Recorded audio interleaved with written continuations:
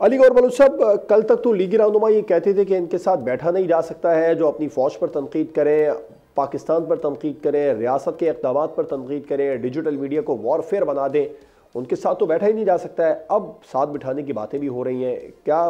کہیں آپ لوگوں سے بھی بات چل رہی؟ بسم اللہ الرحمن الرحیم۔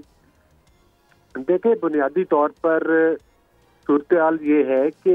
آپ نے بالکل بجا فرمایا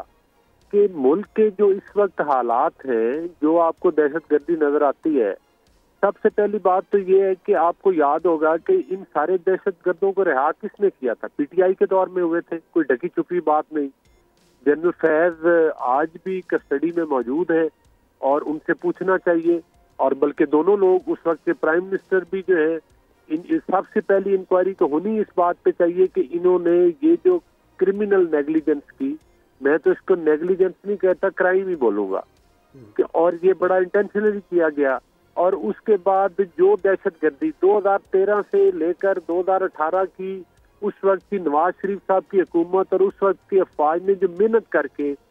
جس پر 95% قابو پا لیا تھا، انہوں نے تمام دہشت گردوں کو چھوڑ دیا، اور وہ نہ صرف چھوڑ دیا بلکہ وہ تمام پورے کے پی کے اور ہمارے ان علاقوں میں پھر دوبارہ آباد ہو گئے۔ اب وہ دیکھ لے سینہ تان کے وہ دہشت گردی میں ملوث ہیں۔ باقی جو ہمارے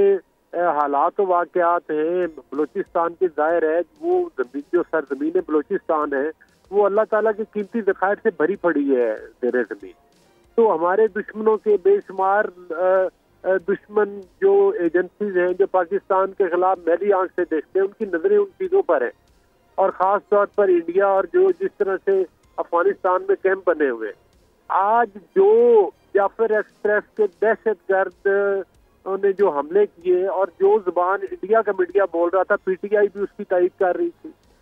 تو لیکن اب تو اس سب کے بعد آپ ان کو ساتھ بٹھانے کے لیے تیار ہو گئے۔ آپ لوگ کل تک یہ کہہ رہے تھے کہ جو میڈیا زبان بولو ان کے ساتھ نہیں بیٹھیں گے۔ میں تو ایک سیاسی کارکن کی حیثیت سے یہ کہوں گا کہ ایسے دہشت گردوں کے ساتھ آپ جتنی دفعہ بھی بیٹھیں گے، میری ذاتی رائے ہے، اس سے آپ کے ملک کو نقصان ہی پہنچے گا، فائدہ کوئی نہیں ہونا۔ کیونکہ 9 مئی کے واقعات دیکھ لیں، انہوں نے کسی قیمت پر بھی اپنی روش نہیں تبدیل کرنی،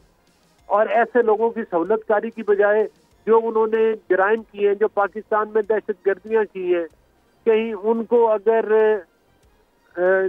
کو اگر چھوڑ دیا جائے اور مطلب ہے اور ان کے ساتھ سختی کی جائے اور ان کو ان کے منطقی انجام تک پہنچایا جائے، تو میں سمجھتا ہوں کہ پاکستان کے جو حالات ہیں وہ بہتری کی طرف جا سکتے ہیں۔ سبسکرائب کریں اور بیل دبائیں تاکہ کوئی خبر رہ نہ جائے۔